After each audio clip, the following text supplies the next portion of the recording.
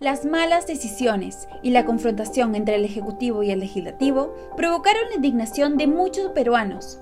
La gota que derramó el vaso de la indignación fue la falta de escucha a un pueblo que exigía que Vizcarra termine su mandato, y una generación sin miedo tomó las calles en busca de cambios y respuestas. Sin embargo, ¿qué es lo que motivó a los jóvenes manifestantes a estar en la marcha? Me motiva el futuro del país, o sea, me motiva a marchar contra la corrupción, contra toda esa mierda que está incrustada en nuestra política. El Estado necesita una reforma, el Estado necesita un cambio.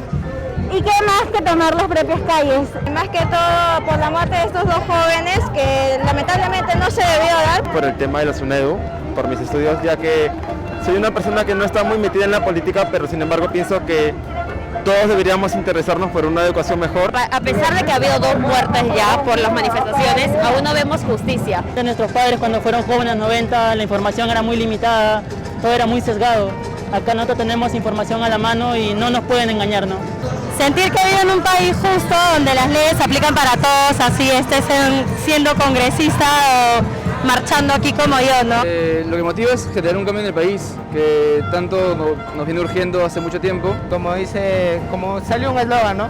Somos la generación bicentenario, y eso es lo que me motivó y me motiva mucho, no solamente a mí. Creo que hemos encontrado como país algo que celebrar, que es una generación de jóvenes entre los 20 y los primeros años de los 30, como para incluirme en esa generación, que son muy conscientes de sus derechos cívicos, de sus derechos sociales, de sus derechos políticos, ¿no? Y que de alguna forma son capaces de organizarse, no de una forma convencional como decíamos, pero que de todas formas logran articular esfuerzos y traerse abajo un gobierno, ¿no? Que no es una cosa fácil. Diversos perfiles caracterizan a los jóvenes que fueron partícipes en las marchas, algunos militantes, otros integrantes de organizaciones no políticas y algunos llamados por el clamor de las marchas y sintiendo la causa que unía a todo el pueblo peruano. He estudiado sociología, actualmente acabo de egresar de la carrera recientemente y bueno, en lo personal mis temas de interés son temas relacionados a gestión y planificación urbana, exactamente en temas de conservación y patrimonio histórico, ¿no? Pero más allá de ello tengo un interés en torno a temas coyunturales sobre la situación del país, ¿no? Estudio periodismo, tengo 23 años, estoy en la Católica.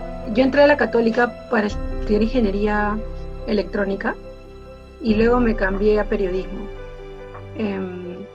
Y cuando me cambié, las razones fueron porque en ingeniería yo no veía como que a todos los alumnos como muy enfocados en su mundo pequeño de números, que igual era interesante y chévere, pero a mí me llamaban, o yo quería hacer algo más que solamente hacer cálculo.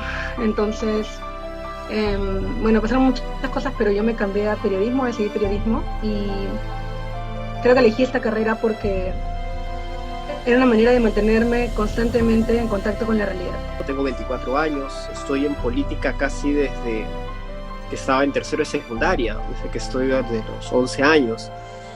Pero no política partidaria, sino ahí también los conceptos que nosotros generamos, ¿no? El participar en política no solamente es ir a votar o participar en una elección como candidato, sino participar en política es involucrarte, organizarte y hacer escuchar tu voz sobre algún hecho dentro de tu espacio esté sucediendo. Tengo 24 años, soy estudiante de Derecho en la Universidad Federico Villarreal.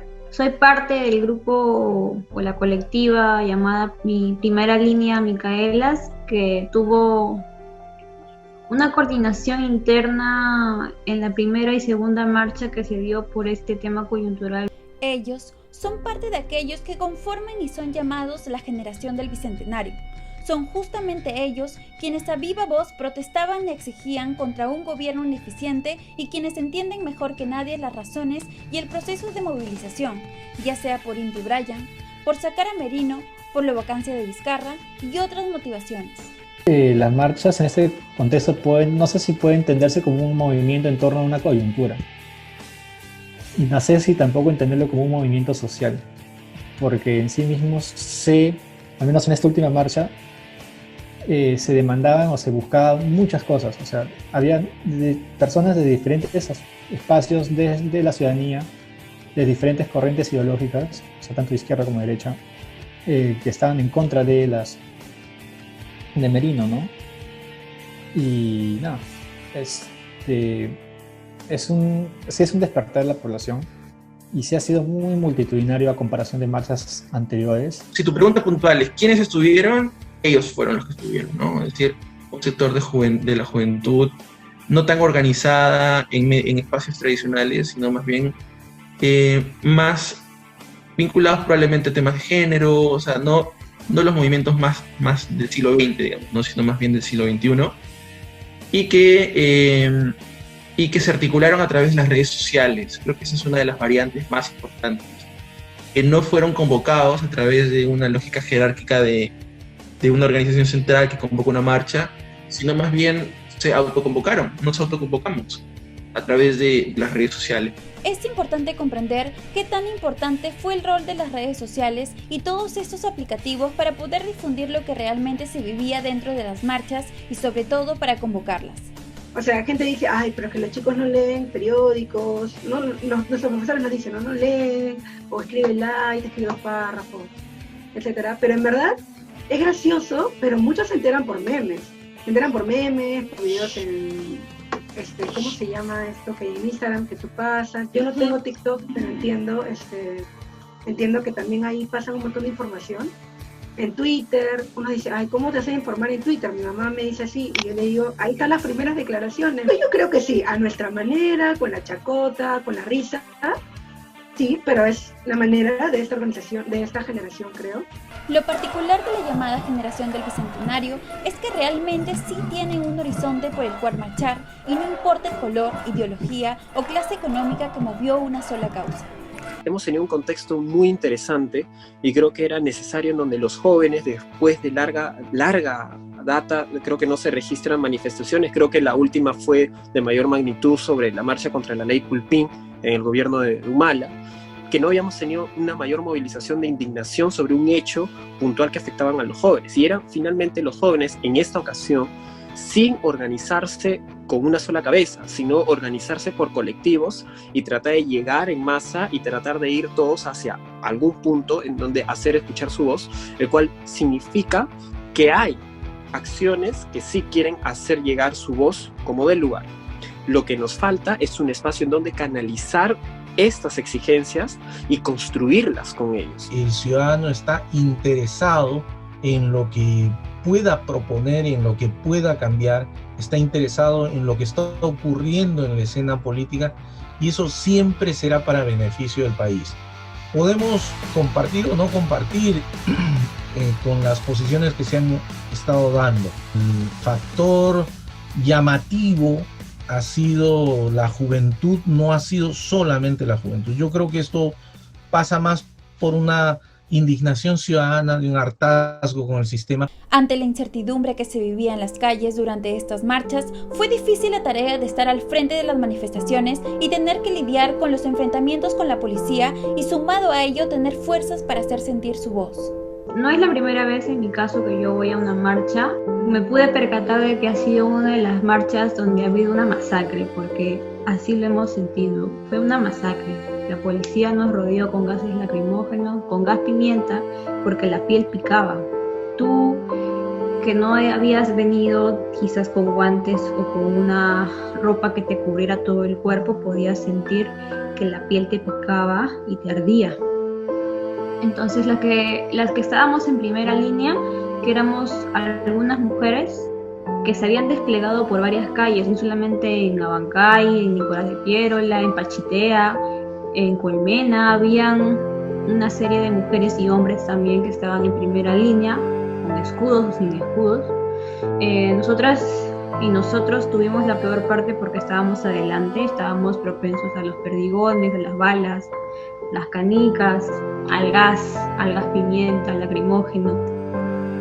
Y pudimos ahí ver las clases de lacrimógenos que estaban tirando. Pudimos ver también cómo hirieron a nuestros compañeros. Una compañera tuvo la mala suerte de ver cómo falleció el compañero Inti sí vio cuando la policía le disparó y le cayó. Entonces fue bastante perturbador, fue bastante impactante para ella. Se puso a llorar, obviamente. Creo que todas las que estuvimos ahí al llegar a nuestras casas nos pusimos a llorar porque no esperábamos que la represión policial trajera 2 muertos, ¿no? Heridos de gravedad hubo, sí. Y nosotras pudimos haber sido una de ellas.